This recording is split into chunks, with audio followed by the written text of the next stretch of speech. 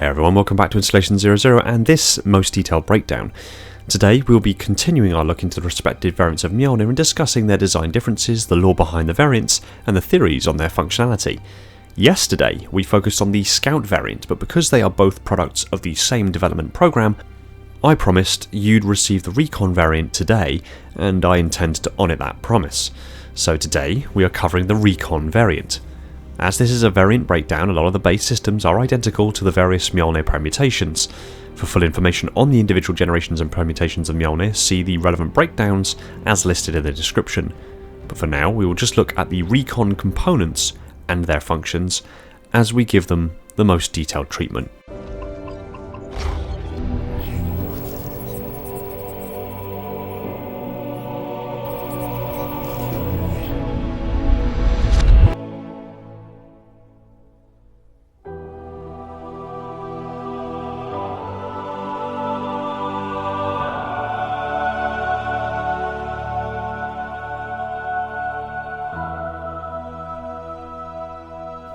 Mjolnir Powered Assault Armour R variant, also known as the Recon class Mjolnir, is a stealth-orientated variant of the Mjolnir Powered Assault Armour that was originally commissioned by the Office of Naval Intelligence and developed by the Materials Group alongside the S variant or Scout Armour variant.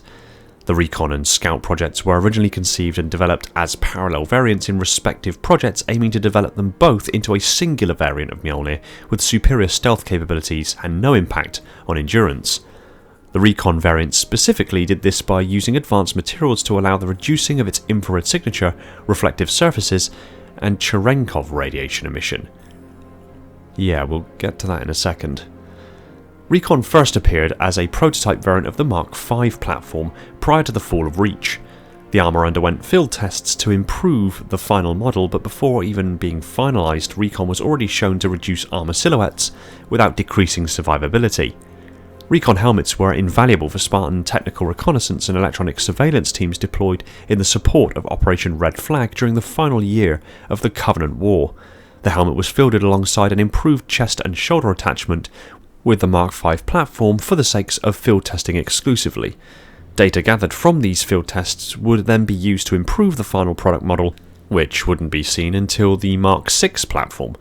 This early prototype helmet was also compatible with a hardened uplink module and an up-armoured panel with a third generation military intelligence uplink module.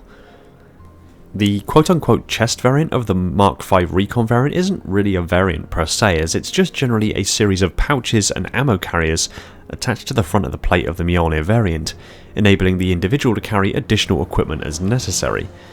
The shoulder pauldrons of the Recon variant are again prototype plating designed to reduce the armour's silhouette without decreasing survivability.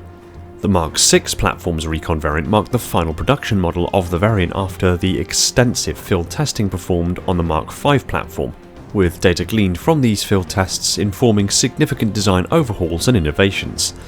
The Recon helmet of the Mark VI platform is more or less identical to its earlier Mark V variant, with the same narrow visor, reduced reflective surfaces, sleek streamlined profile, and basic hardpoint mounting positions for additional attachments. The goal of the Recon variant remained the same, and was to increase stealth capability without impacting endurance.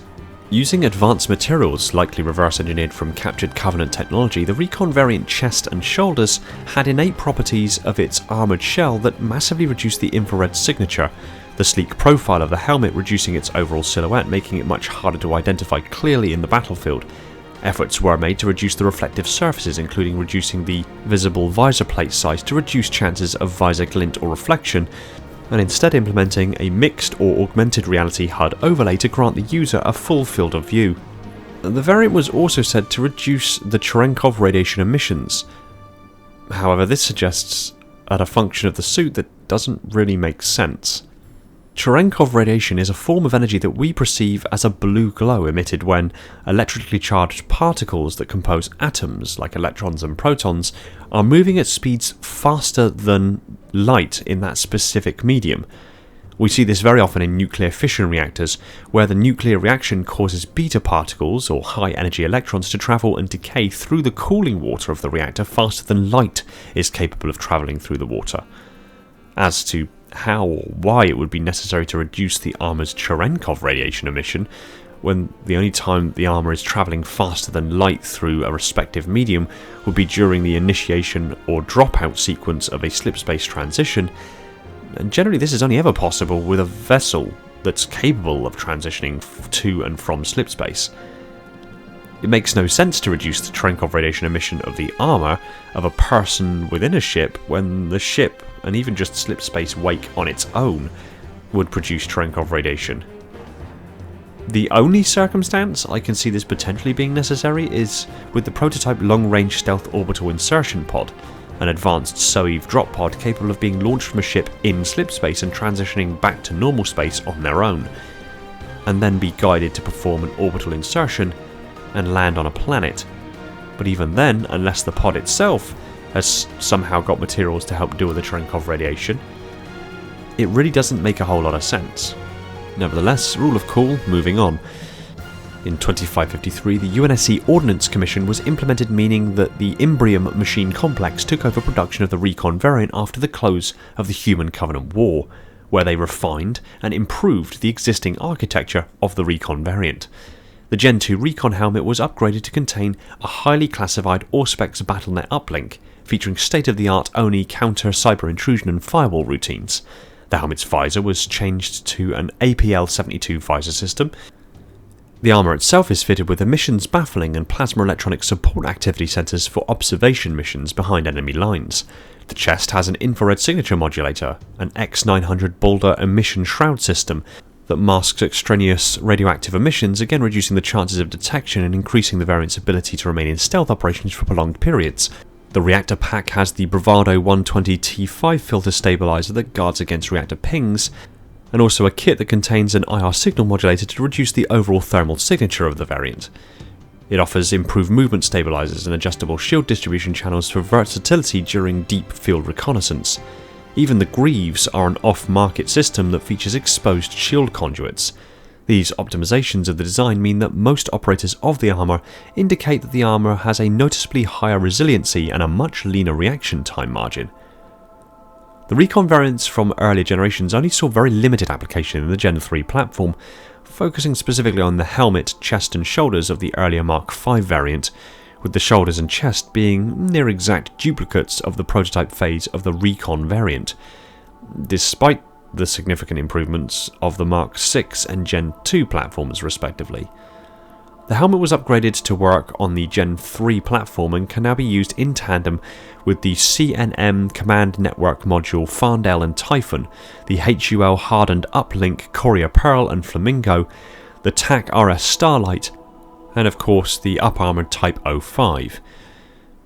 Despite this peculiar backward step in variant implementation for the Gen 3 platform, the Recon variant has actually seen quite significant cross-branch applications.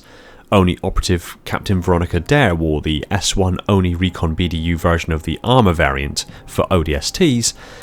Updated Recon armour was also used by Kilo 5 members Vaz and Mal, indicating that the variant evidently succeeded in its intended goals and proved to be invaluable additions to cross-branch applications of the UNSC military. Yet another example of technological innovations brought about as a consequence of the Spartan and Mjolnir projects that saw implementation across a broader category than just the Spartan branch. Remember, if you want to learn more about the baseline Mjolnir platforms that these variants are compatible with, pop over to the channel and give them a watch. While you're there, hit the subscribe button and the little bell icon, that way when I next put out a breakdown you'll be notified the second it hits the shelves. And let me know in the comments what variant you want me to cover next, with the exception of the Recon because that's coming tomorrow. Anyway, until then,